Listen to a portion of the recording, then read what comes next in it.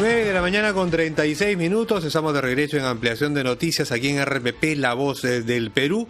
Estamos viernes 5 de junio, estamos en esta cuarentena extendida, estamos también, recordemos, los chicos, los jóvenes estudiantes universitarios, pero una gran cantidad de escolares siguiendo clases a distancia, a la teleeducación.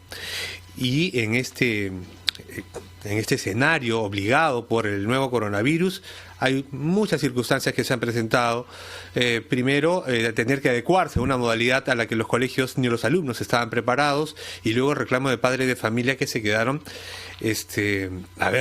un gran número de ellos sin ingresos o sin los suficientes ingresos para mantener a sus chicos, sobre todo en los colegios privados. Vamos a conversar con el doctor Miguel Ferreiros, abogado de la Asociación de Colegios Privados del Callao. Son unos 40 colegios más o menos que han presentado una acción de amparo buscando suspender los efectos de la norma que ha dado el gobierno, porque consideran que atentan contra la libertad de empresa y la reserva tributaria. Esta norma que disponía que los colegios transparentaran sus gastos, se los comunicaran a los padres de familia y alcanzaran en la medida de lo posible acuerdos. Buenos días, doctor Ferreiros. Muy buenos días, agradezco a RPP y de aquí, desde mi posición de abogado, extenderle mis condolencias a todas las familias aquí en el Perú que han perdido un familiar, a un ciudadano en estos tiempos de COVID-19 que lamentablemente vive el Perú y el mundo. Buenos días. Sí.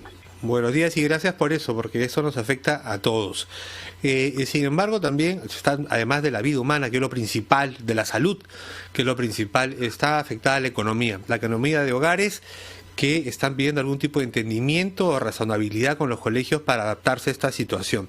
¿En qué consiste y por qué la oposición de los colegios que usted representa, del Callao, colegios privados, contra estas disposiciones que ha dado el gobierno tratando de acercar a colegios y padres de familia en busca de un entendimiento para evitar rupturas?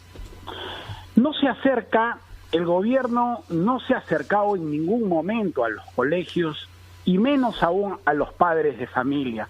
No se hace políticas públicas en términos educacionales desincentivando la actividad privada, más bien incentivando conflictos entre los padres de familia y a estos colegios que de alguna u otra forma han suplido y han sabido construir ante la deficiencia del Estado una educación que les ha brindado calidad educativa.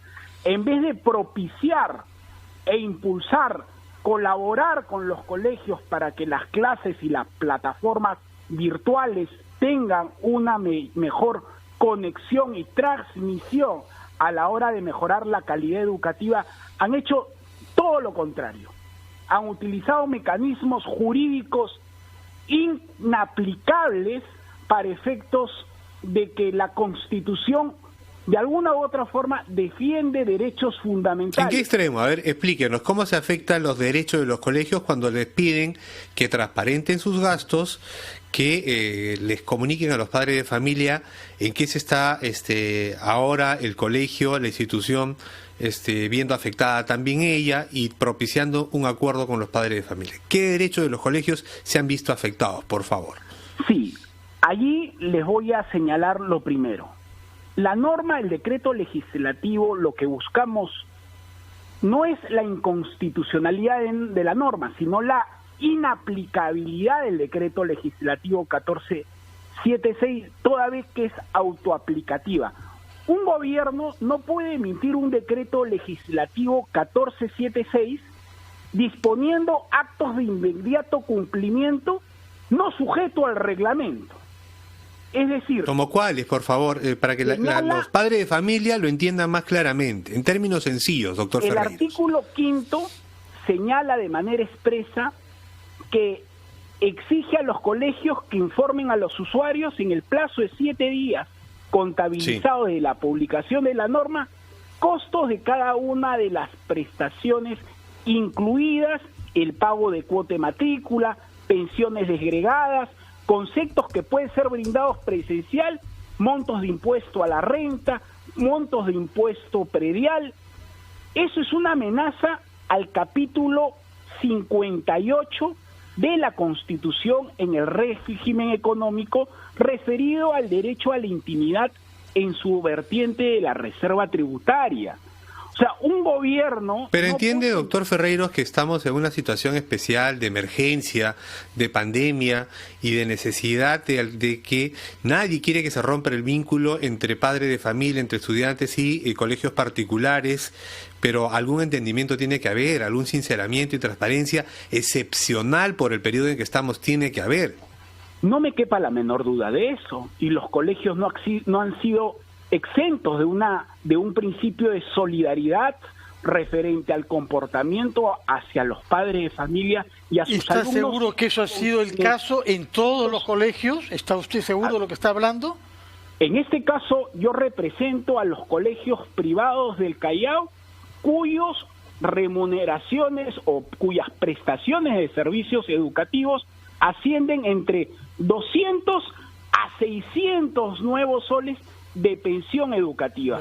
Eso quizás son magníficos casos, señor Ferreiros, pero usted tiene que reconocer que si han habido quejas es porque no se han puesto de acuerdo los padres de familia con los colegios. Si hubiera sido ese el caso, no hubiera sido necesario pasar a una norma. Ahora, la norma, usted dice que se viola la reserva tributaria, pero yo le recuerdo que la reserva tributaria es una obligación del Estado, con los datos que le da el ciudadano o las empresas. Acá se trata de pedir a los colegios que se entiendan con los padres con los padres de familia, sincerando ellos su situación económica para legitimar los cobros que quieren hacer en estas circunstancias que, como ha dicho Ricardo Gómez, son excepcionales.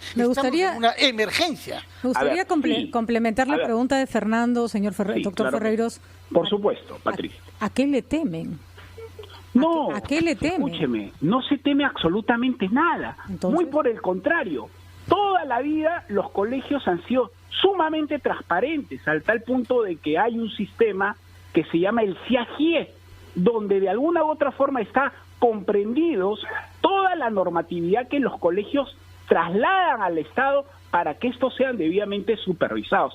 Adicionalmente, Patricia, y a todos en el panel, señalar de manera expresa que nosotros, a través del impuesto a la renta y a las declaraciones, señala de manera expresa que la SUNAT de alguna u otra forma tienen esa información en el ámbito estatal. Asimismo, también hay una afectación respecto al artículo 6 del decreto legislativo 1476, con la libertad contractual.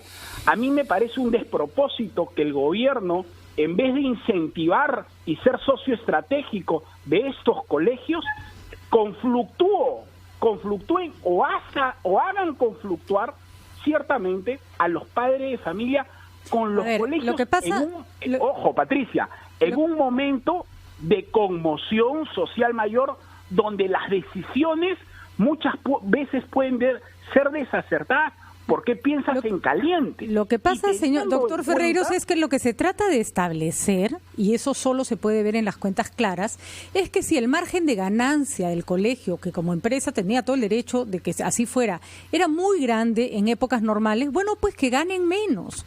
Y los colegios que no tenían amplios márgenes de ganancia, y eso se va a ver cuando se aclaren las cuentas, bueno, pues entonces no tienen capacidad para bajar sus pensiones. Más, ¿no? Lo que pasa es que me parece que el temor es que cuando vuelvan a la normalidad, la gente nunca más les va a querer pagar lo mismo, porque hay colegios, y no son la mayoría probablemente, cuyos márgenes de ganancia debido al problema de la oferta y la demanda son realmente enormes.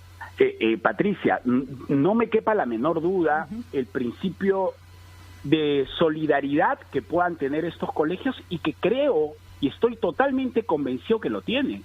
Pero el colegio Roosevelt, el colegio Markham, el colegio de estos colegios grandes, cuyas pensiones son más de $1,000, cuando tú le dices un descuento de 10, 20%, no se ven afectados de ninguna manera. Por eso, señor Ferreiros, estoy totalmente de acuerdo, y preferiría que no se mencionaran nombres porque no conocemos la realidad de cada uno de los colegios, pero si se sinceran las cuentas y se ve que el colegio no tiene capacidad para bajar mucho más sus pensiones, ya está.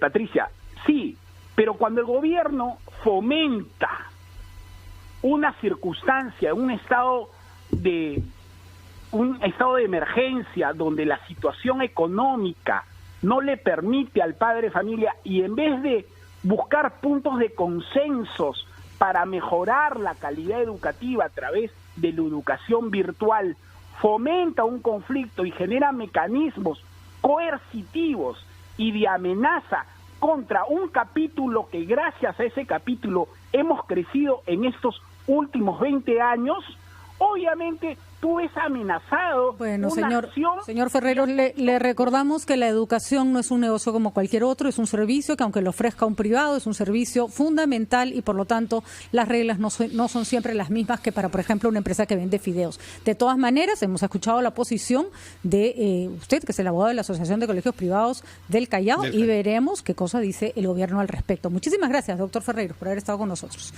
Pausa. Buenos días.